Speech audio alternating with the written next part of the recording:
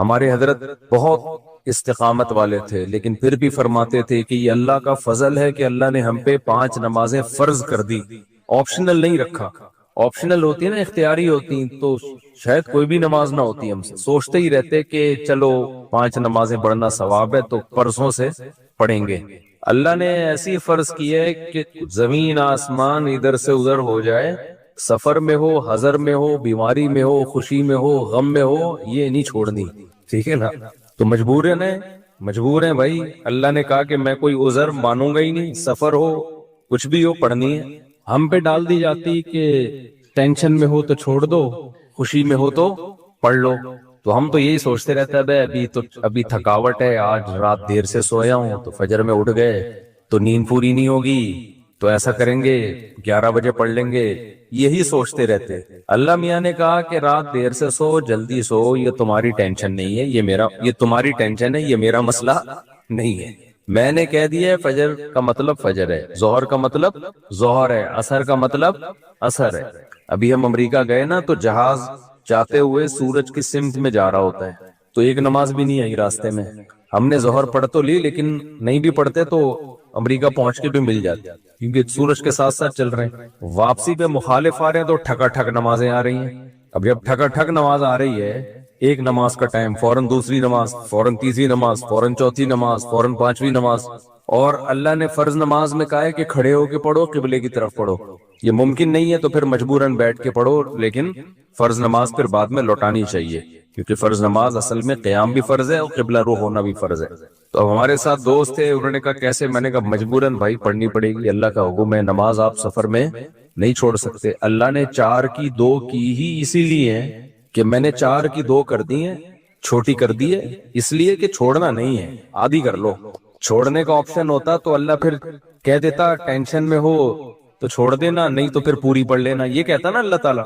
اب جب نماز کا ٹائم آیا، ہم نے کہا بھائی نماز پڑھنی ہے، تو وہ نماز میں جہاز میں جگہ کہاں دیتے ہیں؟ خیر ہم نے ریکویسٹ کی تو جگہ آگے، انہوں نے کہا آگے جا کے پڑھ لو۔ تو ہم نے کیا کیا، ہم نے کہا بھائی آج کل ایک ایپ آ رہی ہے جو لوگ جہازوں میں سفر کرتے ہیں، اس کا نام ہے حلال فری کر کے کچھ ہے، نام بھول گیا میں، بڑا زبردست نام ہے، آپ لوگ نوٹ کر لیں، وہ کبھی جہاز میں سفر ہونا، حلال ٹرپ، یہ ایپ ڈاؤن لوڈ کر لیں اپنے موبائل میں۔ اور اگر ڈاؤن لوڈ نہیں ہو رہی تو ڈائریکٹ گوگل پہ بھی سرچ کی جا سکتی ہے، حلال ٹرپ گوگل پہ لکھیں تو وہ ایک ویب سائٹ آ جائے گی، وہ کھولیں، وہ آپ سے مانگے گا جہاز کے ٹائمنگ کیا ہے، کدھر سے کدھر جا رہا ہے، کیا تاریخ ہے، آپ اس میں ڈالیں گے، ٹھک کر کے وہ بتا دے گا کہ آپ کی جو گھڑی میں اس وقت ٹائم ہو رہا ہے اس کے مطابق فجر کتنے بجے، ظہر کتنے بجے، عصر کتنے بجے، مغرب کتنے بجے، عشاء کتنے بجے، اور اتنے بجے قبلہ کہاں ہوگا، اتنے بجے قبلہ جہاز میں کس سمت میں ہوگا۔ تو بڑی خاندانی ایپلیکیشن ہے، تو وہ آپ جیسے ڈالیں گے ٹھک کر کے، تو ایک گھڑی آپ ایسی رکھیں جو چینج نہ ہو ٹائم اس کا۔ تو یہ خوب مسئلہ سمجھ لیں کہ جہاز میں آپ کو کھڑے ہو کر نماز پڑھنی ہے، اگر ممکن نہ ہو اجازت نہ دیں پھر مجبوراً بیٹھ کے پڑھیں، لیکن اس نماز کو لوٹا لیں۔ تو ہم نے تو کھڑے ہو کر اجازت مل گئی تھی، ہم نے کہا چلو پڑھتے ہیں۔ اس میں یہ آسانی ہے کہ ظہر اور عصر اکٹھی، لیکن کیسے اکٹھی؟ اس طرح سے اکٹھی کہ ہم نے دیکھا کہ ظہر کا ٹائم ختم ہو رہا ہے، فرض کریں 5 بجے ختم ہو رہا ہے، اور عصر کا ٹائم 5 بجے شروع ہو رہا ہے، تو ہم نے کیا کیا، وضو کر لیا، کیونکہ جہاز کے واش روم میں وضو کرنا بھی آسان کام نہیں ہے، تمیز سے وضو کیا کرو، وہاں پہ ایسا کیچڑ نہ کر دو کہ وہ بولیں نمازیوں پہ پابندی لگا دیں، اس میں وضو تمیز سے، پانی نہ گرے۔ میں تو وضو کر کے ٹیشو سے سب نیچے صاف کرتا ہوں، تاکہ کوئی نیا بندہ جائے نا وہ یہ نہ کہے یہ مولویوں کی وجہ سے دیکھو کیچڑ کتنا ہو گیا، پورا امیج نہ جائے، تو صاف ستھرا کر کے بالکل اس کو، کوئی بات نہیں ہاتھ خراب ہو جائے گا اس کو دھو لو آرام سے، لیکن امیج اپنا خراب نہ کرو کہ یار یہ نمازی لوگ جب بھی جہاز میں آتے ہیں کیچڑ کر کے جاتے ہیں۔ ایک نے مجھے بتایا پائلٹ نے کہ ہم کہیں جا رہے تھے، کہیں اجتماع تھا، تو سارے نمازی بیٹھے ہوئے تھے جہاز میں، تو کہہ رہے جہاز کی حالت یہ ہو گئی تھی کہ جیسے کوئی تالاب بنا ہوا ہوتا ہے، سارے وضو کر کر کے آ رہے ہیں گیلے پاؤں کے ساتھ پورے جہاز میں، نا کہتے ہیں ایسا کیچڑ ہم نے زندگی میں کبھی نہیں دیکھا جہاز میں، تو کتنا برا امیج گیا نا۔ تو اس لیے صفائی ستھرائی کر کے ان کو لگے کہ کوئی بات نہیں یار، اگر یہ وضو کر بھی لیتے ہیں تو واش روم میں ذرہ برابر بھی گندگی نہیں ہوتی، تو صاف ستھرا کر کے نکلو باہر۔ اس بیان ابھی شروع کروں گا، لیکن یہ بھی ضروری بات ہے تاکہ جہازوں میں بھی نمازوں کا اہتمام کریں۔ اللہ کو نماز بہت زیادہ محبوب بھی ہے، اور اللہ کے اللہ کے ہاں جتنی ویلیو نماز کی ہے نا اتنی کسی حکم کی نہیں ہے. اللہ نے نہیں چھوڑی ہے. میں نے دیکھا ہے لوگ جہازوں میں نمازیں گول کر رہے ہیں, ٹرینوں میں نمازیں گول کر رہے ہیں, شاپنگ میں نمازیں. ہو بھائی میدان جنگ میں اللہ کہہ رہا ہے میدان جنگ میں کہ نہیں, اگر تم میدان جنگ میں کھڑے ہو کر پڑھ سکتے تو پیدل پڑھ لو, سواری پہ پڑھ لو. اے اللہ بعد میں پڑھ لیں گے نا, جنگ سے جب فارغ ہو جائیں گے پھر پڑھ لیں گے, ابھی کیا ٹینشن ہے. اللہ نے کہا ان الصلاۃ کانت علی المؤمنین کتابا موقوتا, نماز مومنین پر مقررہ اوقات میں فرض ہے, یہ نہیں ہے کہ بعد میں پڑھ لو. کتنے آرام سے کہتے ہیں بھی سفر میں ابھی کہاں جائیں کیا کریں. نہیں بھائی, نمازی آدمی زمین آسمان ادھر سے ادھر ہو جائے وہ کہتا ہے بھائی چھوڑنی نہیں ہے, کچھ بھی ہو جائے. آج نمازی بھی نمازی نہیں رہے ہیں.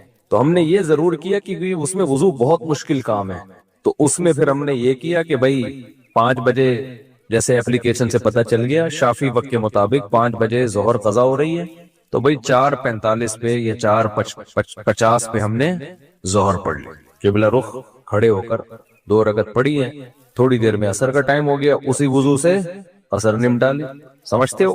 تو یہ اس طرح سے نبی صلی اللہ علیہ وسلم نے نمازوں کو سفر میں جمع کیا ہے. اور یہ جو حدیث ہے نا جس میں آتا ہے نبی صلی اللہ علیہ وسلم نے بغیر کسی عذر کے سفر کے نمازیں اکٹھی پڑھی ہیں ظہر عصر کی, تو اس کا بھی یہی مطلب ہے. ایسے اکٹھی نہیں ہے کہ ظہر کو قضا کر دیا ہو یا عصر کو ظہر کے ٹائم پہ پڑھ لیا ہو, ورنہ پھر یہ جو آیت ہے حافظوا علی الصلوات والصلاۃ الوسطی, نمازوں کی حفاظت کرو خصوصاً عصر کی نماز کی, پھر اس کا مطلب کیا ہو گیا؟ اس کا تو پھر مطلب ہی نہیں بنتا کوئی. تو حدیث کی وہ تشریح کی جائے گی جو قرآن سے میچ کر رہی ہو. تو اس طرح سے پھر مغرب عشاء بھی ایسے پڑھ سکتے ہیں آپ. مغرب کو ڈیلے کر دیا, عام حالات میں یہ مناسب نہیں ہے, نبی صلی اللہ علیہ وسلم کا معمول نہیں تھا, لیکن کبھی کبھار کوئی عذر ہو تو اس طرح سے ڈیلے کیا جا سکتا ہے. تو مغرب کو تھوڑا ڈیلے کیا عشاء کے قریب. صحیح بخاری کی حدیث ہے, اس میں حضرت عبداللہ بن عمر نے اسی طرح جمع کیا ہے کہ مغرب پڑھی تلبث یسیرا, تھوڑی دیر ٹھہرے پھر عشاء پڑھ لی. تو اس سے پتہ چلتا ہے کہ جن حدیثوں میں آتا ہے اکٹھی پڑھی ہیں تو ان کا یہ مطلب ہے جو بخاری میں بیان. خیر ابھی یہ ٹاپک نہیں ہے کیونکہ لوگ کہتے ہیں کہ یہ لوگ حدیثوں کو نہیں مانتے, حدیثوں میں تو 2 نمازیں اکٹھی پڑھنے کا ہے. ہم مانتے ہیں اکٹھی, لیکن اکٹھی کا مطلب کیا ہے؟ تو خلاصہ یہ ہے کہ کسی قیمت پہ بھائی نماز قضا بولو مت کرو. دیکھو بار بار ایک بات بیان کرتا ہوں, اللہ کے حکم میں آسانی ہے, لچک نہیں ہے.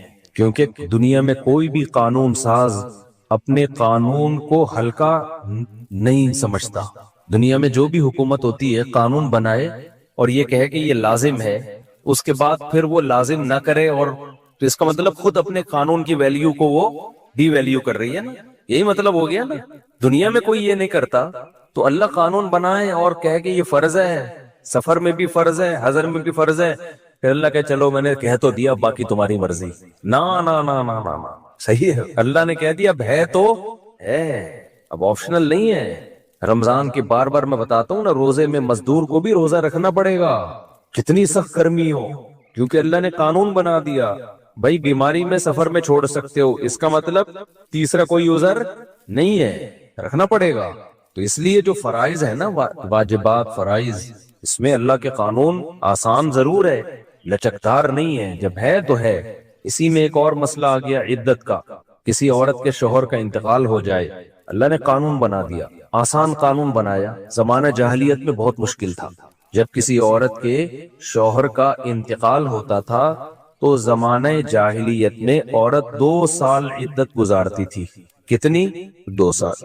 اور اس 2 سال میں وہ میلی کچیلی رہتی تھی. یہاں تک بھی بعض روایات میں آتا ہے اس کی جگہ کو گندا رکھا جاتا تھا, مینگنیاں لا کے ڈال دی جاتی تھی گند میں رہے. اسلام نے اس حکم کو ختم کیا, یہ ظلم ہے عورت کے اوپر.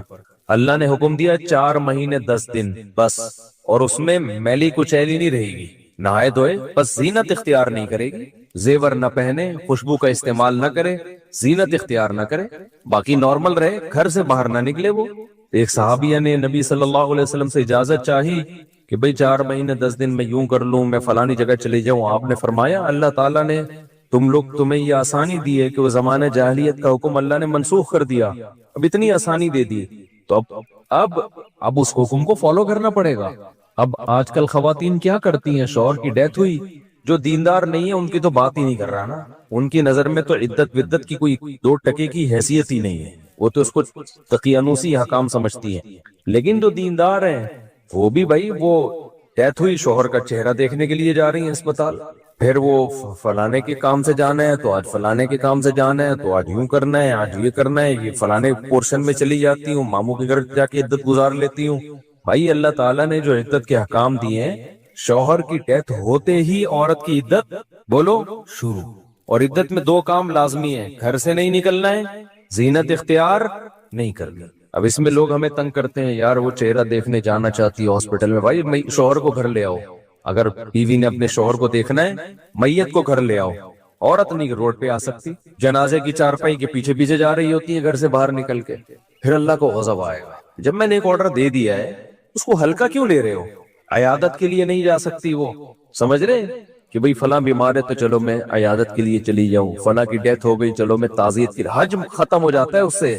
حج کی کتنے مسئلے آتے ہیں، عورت نے حج کی درخواست دی ہوئی ہے، نام آ گیا، حج پہ جانے کی تیاری ہو گئی، شوہر کا انتقال ہو گیا، اب جس دن جانا ہے 4 مہینے تو ہو جائیں گے، 10 دن رہ جائیں گے، تو ہم کہتے ہیں بھائی 10 دن کیا 1 گھنٹہ بھی رہ گیا ہونا 4 مہینے 10 دن ہونے میں، آپ کو 1 گھنٹہ پہلے بھی نکلنے کی اجازت نہیں، بے شک حج ضائع ہو جائے کوئی بات نہیں، حج کینسل ہو جائے، کیونکہ حج کی فرضیت پہ عدت مقدم ہے، حج اگلے سال بھی ہو سکتا ہے، عدت تھوڑی ہو سکتی ہے۔ تو ہاں یہ اللہ نے آسانی رکھتی ہے کہ جس عورت کا کوئی کمانے والا نہ ہو، اللہ نے لچک، جہاں شدید ضرورت تھی وہاں اللہ نے خود بخود لچک رکھ دی کہ بھوکے تو نہیں مر سکتے نا، کمانے والا کوئی نہیں ہے تو کمانے کے لیے جا سکتی، مجبوری ہے وہی کمانا۔ اس میں فقہاء نے بیان کیا دن دن میں جائے بغیر زینت اختیار کیے، اور دن دن میں واپس آ جائے، اور صرف کمانے کی حد تک باہر نکلے، ادھر ادھر نہ جائے۔ اب اس میں خواتین یہ کیوں ایسے کیا، بھائی اللہ کا حکم ہے، اب اس میں آپ کو چونو چرا کی اجازت بولو نہیں ہے، بس آرڈر دے دیا۔ پھر اللہ نے یہ بھی حکم نازل کر دیا کہ اگر عورت پریگننسی میں ہے تو بچہ ہوتے ہی اس کی عدت ختم ہو جائے گی۔ دیکھو ہمارے نبی صلی اللہ علیہ وسلم بھی اللہ کے آرڈر کے سامنے کیسے اپنی عقل نہیں استعمال کرتے تھے۔ ایک صحابیہ کو حمل تھا، ان کے شوہر کی ڈیتھ ہوئی ہے اور ادھر بچہ پیدا ہو گیا، ادھر ڈیتھ ہوئی اور ادھر فوراً ہی، اب ان کو خیال ہوا بھائی اتنی جلدی تو عدت پوری نہیں ہوتی، تو کیا کر رہے ہیں، نبی نے سے مسئلہ پوچھا گیا، آپ نے فرمایا ختم۔ جب اللہ نے کہہ دیا وَأُولَاتُ الْأَحْمَالِ أَجَلُهُنَّ أَن يَضَعْنَ حَمْلَهُنَّ، کہ حمل والی عورت کی عدت یہ ہے کہ بچہ جن لے، تو بچہ جن دیا تو اللہ نے تو نہیں کہا کہ 1 سیکنڈ بعد جنے یا 1 سال کے بعد جنے، اللہ نے یہ کہا ہے اللہ نے قرآن میں۔ تو ہمارے نبی بھی اللہ کے حکم کو کیسے فالو کرتے تھے نا۔ اگر یہی بچہ پہلے پیدا ہو جاتا، پیدا ہوتے ہی شوہر کی موت ہو جاتی، فقہا بہت باریک مسائل بیان کرتے ہیں، اور آج کل کے اسکالر نا ان کا مذاق اڑاتے ہیں کہ دیکھو یہ اتنی باتوں میں لوگوں کو الجھایا ہوا ہے۔ فقہا نے بیان کیا کہ ادھر بچہ پیدا ہوا، کیونکہ ایسا ممکن ہے، قانون جب لکھا جاتا ہے تو امکان کو بھی لکھا جاتا ہے کہ ابھی آدھا بچہ پیدا ہوا ہے اور شوہر کی ڈیتھ ہو گئی تو کیا ہوگا۔ ایک ہے بچہ پیدا ہوتے ہی شوہر کی ڈیتھ ہو جائے، تو بچہ چونکہ پہلے پیدا ہوا ہے، شوہر کی ڈیتھ بعد میں ہوئی ہے، تو اب عدت کیا ہوگی، اب 4 مہینے 10 دن چلے گی۔ ادھر شوہر کی ڈیتھ ہوئی اور فوراً بچہ پیدا ہو گیا تو عدت ختم۔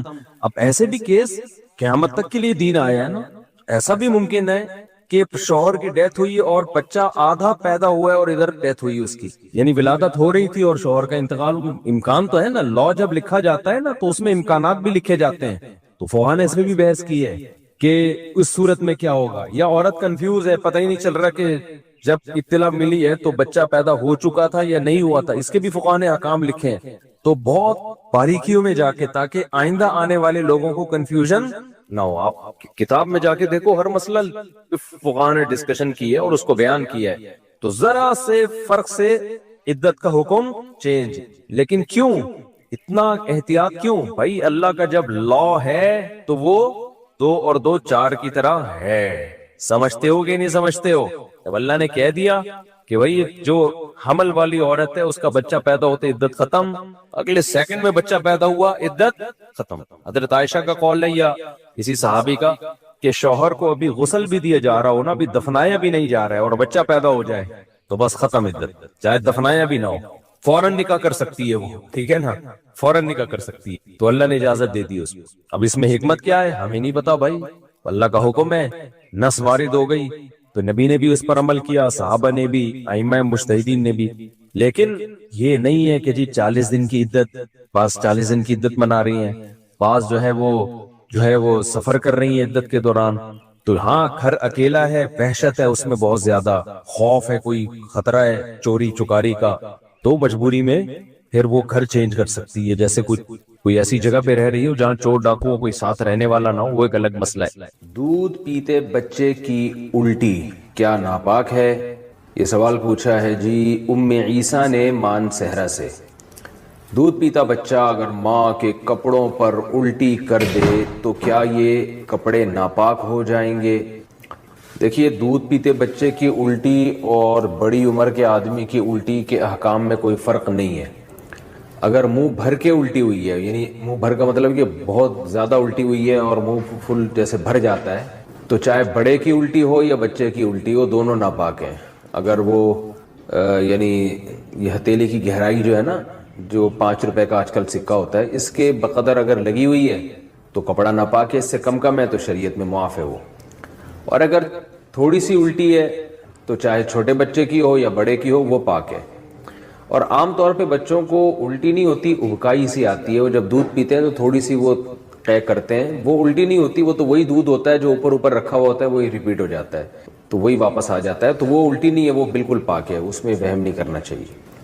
فجر کے بعد سونا کیسا ہے؟ فجر کی نماز کے بعد کیا سونا جائز ہے؟ علی صاحب ملیشیا سے.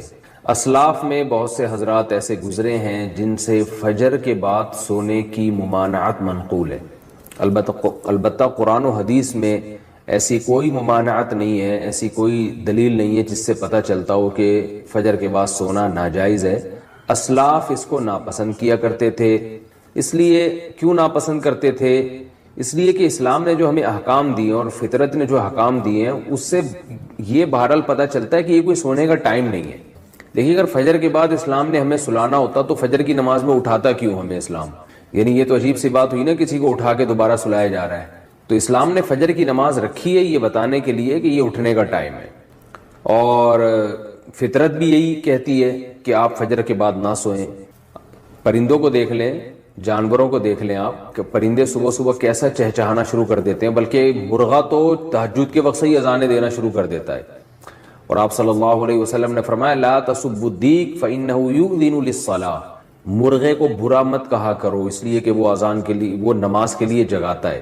تو جو فطرت کہتی ہے اسلام وہی کہتا ہے، اور جو اسلام کہتا ہے فطرت وہی کہتی ہے. وہ یہ ہے کہ رات کو جلدی سوئیں اور صبح جلدی اٹھیں. اللہ تعالی نے ہمیں جو رات ہے نا، قرآن سے پتہ چلتا ہے جعل لکم اللیل لباسا والنوم سباتا، کہ اللہ نے رات کو ہمارے لیے لباس بنایا، نیند کو کاٹنے کا ذریعہ بنایا، اور رات ہمارے لیے سونے کے لیے بنائی ہے. دن وجعلنا النہار معاشا، دن میں ہمیں کام کاج کے لیے پیدا کیا اللہ تعالیٰ نے.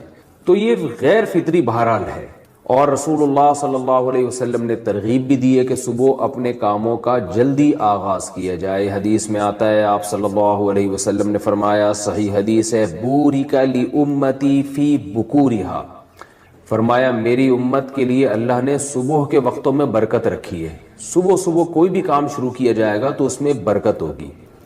افسوس کے ساتھ کہنا پڑتا ہے کہ بہت سے غیر مسلموں نے اس پر عمل شروع کر دیا. چائنا میں آپ دیکھیں لوگ صبح اٹھ جاتے ہیں. میں تھائی لینڈ میں تھا، فجر کی نماز کے بعد میں نکلا تو ساری مارکیٹیں کھلی ہوئی تھی.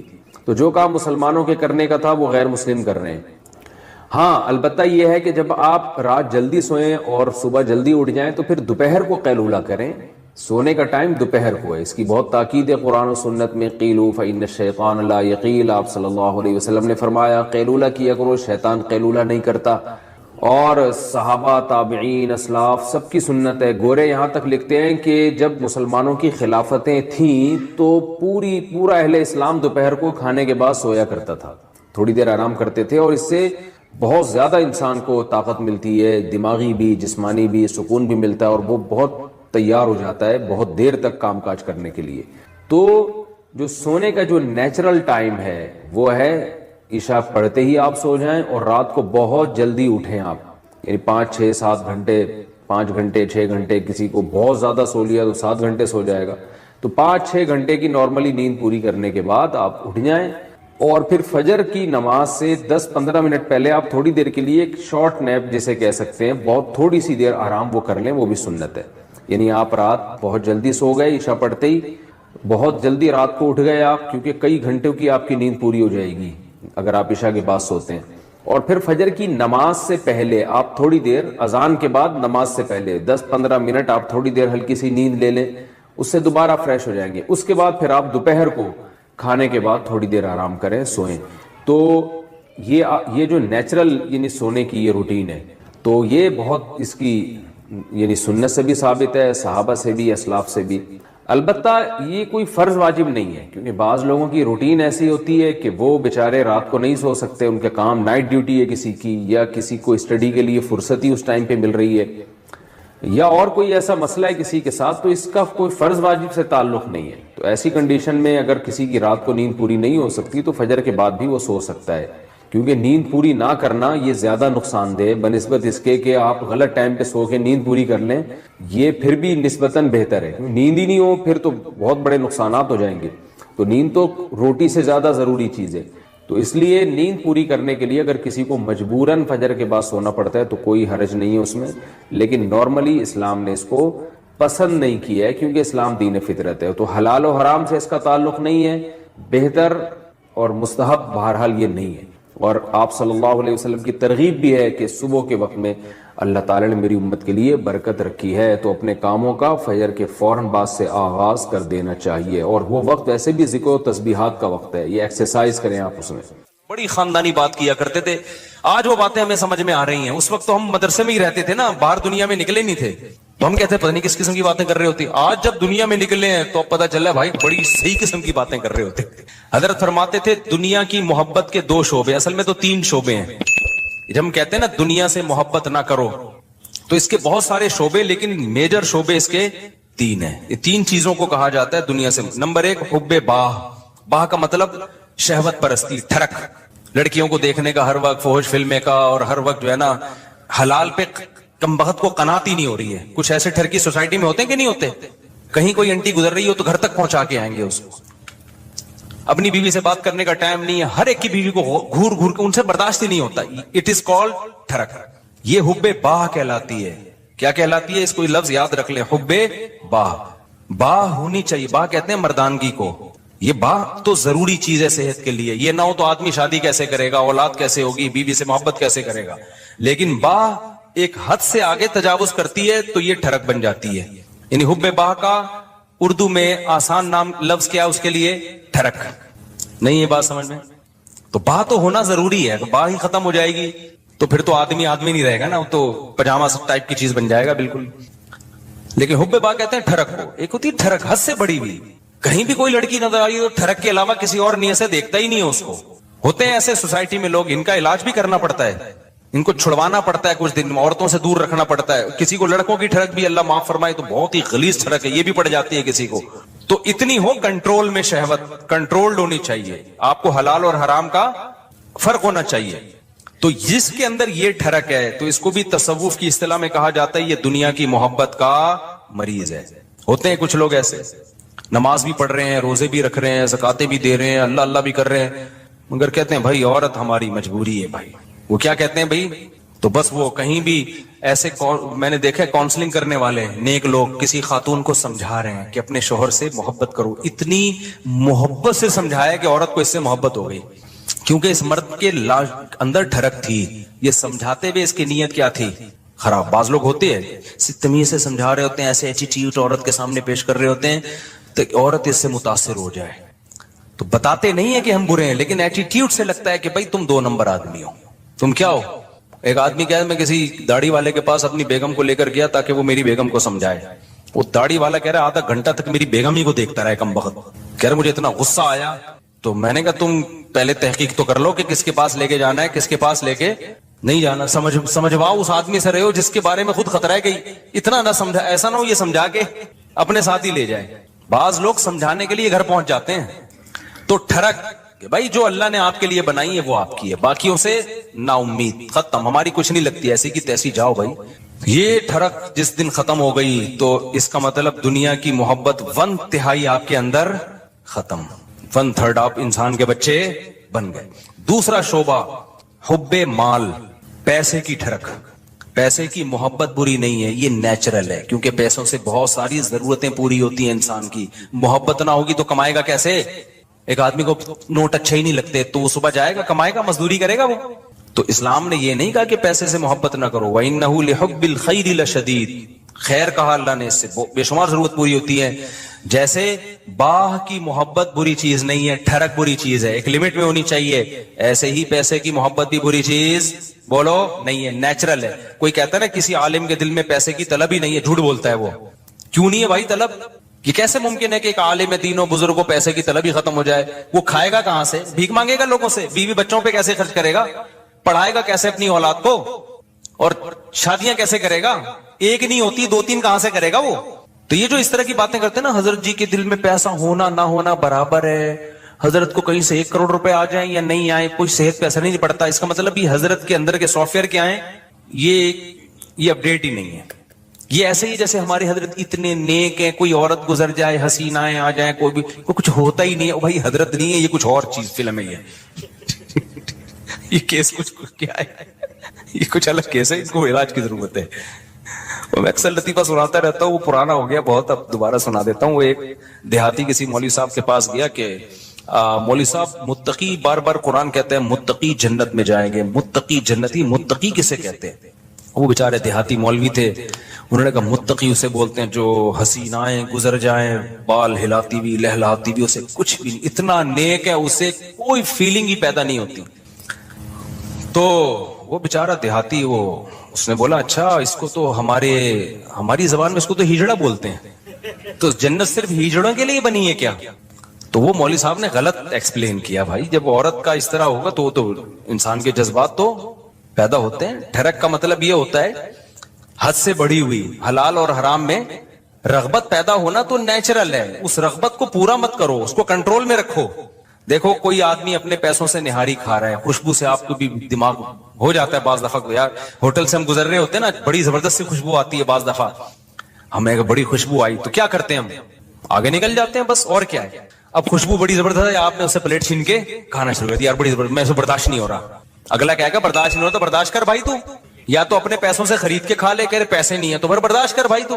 तो ये है ठरक, ये क्या कहलाती है? ढक्कन खुला, बस खुशबू आई और देग में घुस गए, ये नहीं देख रहे कि ये देग का ढक्कन मेरे लिए खुला है या किसी और के लिए खोला गया है। होते हैं बाज लोग नदीदे, होते हैं ना बाज लोग नदीदे, कोई भी खा रहा है शादियों में, उधर चले गए, भाई कोरमे की जब देग खुलेगी तो खुशबू आएगी, अच्छी भी लगेगी, यहां तक नेचुरल है। खुशबू ही नहीं आ रही तो नाक खराब है, खुशबू आ रही अच्छी नहीं लग रही तो कोरमे का जौक ही नहीं है तुम्हारा, तुम वही सिगरेट और पान गुटके ही खाया करो जाके, तो जौक ही नहीं है तुम्हारा, जौक खराब हो गया है। तो इसी तरह याद रखो, जैसे शहवत एक लिमिट में, ये सेहत की अलामत है, लिमिट क्रॉस करेगी तो ये ठरक है। इसी तरह पैसे की मोहब्बत एक लिमिट में, ये सेहतमंद होने की, दिमाग सही काम कर रहा है, इसकी अलामत है, आपके फितरत सलीमा पर होने की अलामत है। जिसमें ये मोहब्बत है ही नहीं पैसे की जरा सी भी, इसका मतलब भाई ये पागल है, इसका दिमाग, पागलों में मोहब्बत बच्चों में थोड़ी होती है। बच्चों को, जो बिल्कुल छोटा बच्चा जिसको पैसे का ना पता हो, 5000 का नोट पकड़ाओ, 5 रुपए पकड़ाओ, उसे कोई फर्क, वो खाना शुरू कर देता है, ऐसे ही करता है ना, फाड़ देता है वो। लेकिन एक है ठरक पैसे की, वो ठरक क्या है? हलाल हराम की परवाह किए बगैर कमाना, हर वक्त उसकी फिक्र को मुसल्लत कर लेना। पता भी है दुनिया मुसाफिर खाना है, लिहाजा पैसा मिल जाए अच्छी बात है, नहीं मिला तो कोई बात नहीं, रूखी सूखी सा गुजारा कर लेंगे। तो ये क्या है? ये इसकी अलामत है भाई, ये मोहब्बत लिमिट में है। फिर उस पैसे से आखिरत भी कमाता है, सदका खैरात भी करता है। उसे पता है यार जब मुझे यहां पैसे की जरूरत है तो सदका करके आगे भी तो भेजो ना। ये क्या बात है, हजारों साल जहां रहने हैं वहां तो पैसा इन्वेस्ट कर नहीं रहा, और जहां थोड़े दिन रहना है उधर बनाए चला जा रहा है, तो ये भी ठरक है, ये मोहब्बत नहीं है, बल्कि ये हद से बड़ी हुई मोहब्बत। और तीसरी चीज जिसको हुब्बे दुनिया कहा जाता है, वो है शोहरत का शौक, हर जगह मेरी टांग ऊंची रहे। इसमें भी एक जायज है, हर शख्स चाहता है कि मेरी इज्जत हो, ये बुरी चीज नहीं है। अपनी बेइज्जती पे बेइज्जती महसूस हर एक को होती है, ये बुरी चीज नहीं है। जिन लोगों को अपनी बेइज्जती पे बेइज्जती महसूस नहीं होती ना, वो इज्जतदार लोग नहीं होते, वो नॉर्मल लोग नहीं होते। وہ پھر بےعزتی ہوتے ہیں. وہ جیسے ایک آدمی کسی علاقے میں گیا اور آ کے کہتا ہے شکر ہے میری اس علاقے میں عزت نہیں ہے. لوگوں نے پوچھا اس میں شکر کی کیا بات کر رہے, اگر عزت ہوتی تو آج میری بہت زیادہ بےعزتی ہو چکی تھی, لیکن بےعزتی ہوئی ہے لیکن وہ مجھے محسوس نہیں ہوئی کیونکہ میری پہلے سے عزت ہے. عزت تمام نعمتوں میں سب سے بڑی نعمت ہے, سمجھ رہے ہو؟ سب سے بڑی نعمت کیا ہے؟ عزت. لیکن لہذا اس عزت کو عربی میں کہتے ہیں جاہ. وجیح سنا ہے نا لفظ, وجاہت والا. تو اور دوسرا لفظ سنا تو جاہ. تو ایک جاہ کی محبت کی ایک نیچرل ہے, کوئی بھی بچہ بھی اپنی بے عزتی پسند نہیں کرتا, لیکن یہ جاہ لمٹ میں ہوگی تو ٹھیک ہے, لمٹ کراس کرے گی تو کیا ہے پھر یہ حب جاہ کہلاتی ہے, ہوس کہلاتی ہے. اس کو تصوف کی اصطلاح میں کہتے ہیں حب جاہ کا مریض ہے. کیا مطلب؟ جہاں بے جہاں کا موقع نہیں آپ وہاں بھی جہاں تلاش کرنے کی فکر میں لگے ہوئے ہو. مثال کے طور پر آپ کے بڑے بیٹھے ہوئے ہیں, کوئی ڈیبیٹ ہو رہی ہے, وہ بڑے بات کر رہے ہیں, آپ کو یہ لگا کہ یار میں یہ تو سارا یہ بحث کر کے سارا کریڈٹ ان کو چلا جائے گا, تو میں بھی اپنی موجودگی کا احساس دلاؤں کہ مجھے بھی پتا ہے یہ سب مجھے بھی آتا ہے. آپ نے وہاں بیچ میں بولنا شروع کر دیا. یہ حد سے بڑی ہوئی محبت ہے جہاں کی, یہ بدتمیزی ہے. بھائی تم چپ کر جاؤ, بیٹھے ہوئے ہیں بڑے, وہ سمجھا دیں گے. آپ کسی ڈاکٹر کے پاس جاؤ نا, بعض دفعہ ڈاکٹر سے کچھ پوچھ رہے ہو, ڈاکٹر چپ بیٹھا تو دوسرا بولنا شروع کر دیتا ہے لمبی. ابے تو چپ کر جا, ہم پوچھ کس سے رہے ہیں؟ اینکروں میں بھی دیکھا ہوگا نا, کبھی کسی حکیم کو ڈاکٹر کو بلائے انٹرویو لے رہے ہیں, اس کو کم بولنے دے رہے ہیں, خود کیا کر رہے ہیں یہ بتانے کے لیے ہمیں زیادہ پتا ہے, یہ بے وقوف ہم نے ویسے ہی بلا لیا بٹھا کے. یہ حد سے بڑی ہوئی جاہ ہے, اس کو کہتے ہیں حب جاہ. اس کو کیا کہتے ہیں؟ یہ لفظ یاد رکھ لیں, حب مال, حب جاہ, حب با, یہ یاد رکھیں. یہ آپ کو سوسائٹی میں اس کے مریض بہت نظر آئیں گے. بلکہ سوسائٹی میں مت دیکھو, سب سے پہلے کس کو دیکھو کہ میں تو کہیں اس کا مریض نہیں ہوں, میرے اندر تو یہ بیماری نہیں ہے. سمجھتے ہو کہ نہیں سمجھتے؟ میرے اندر تو بیماری نہیں ہے یہ. تو اب اس میں کیا ہوتا ہے کہ یہ جو حب جاہ کا مسئلہ ہے نا, یہ بہت کامن ہے. مذہبی اسکالرز میں تو بہت زیادہ ہوتا ہے. یہ جو کہتے ہیں نا ابو حنیفہ کی تقلید نہیں کرو, مطلب کیا ہوتا ہے کہ یار لوگ مجتہدین کے پیچھے جائیں گے تو ہمارا منجن نہیں بگڑے گا, ہم سے کون فتویٰ لے گا پھر. مقلد کہہ دیتا ہے آرام سے, بھائی میرے پاس علم کم ہے, میں ابو حنیفہ کو فالو کرتا ہوں, میں امام شافعی کو فالو کرتا ہوں. بھائی ہم کیا ہے, ہم ان کے مقابلے میں کیا ہیں, جاہل ہیں. وہ مان لیتا ہے آرام سے. آج کل کے مذہبی اسکالر نہیں مانتے, وہ یہ منہ سے پھوٹ دیں کہ ہم محقق نہیں ہیں, تو لوگ کہیں گے جب نہیں ہو تو